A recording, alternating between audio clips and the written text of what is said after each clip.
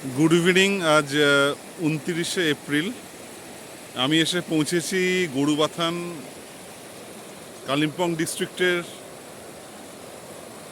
একটা ঝর্ণার পাশে। এই জায়গাটা হচ্ছে ফাগু নদী, ফাগু নদীর ঝর্ণা। বেশ সুন্দর জায়গা।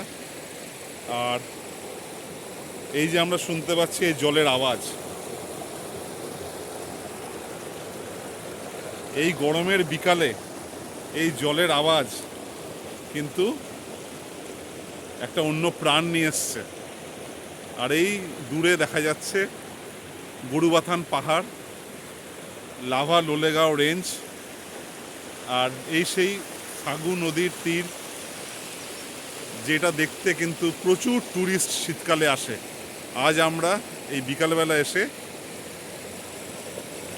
এই নদীর যে অপরূপ শোভা সেটা এনজয় করছি।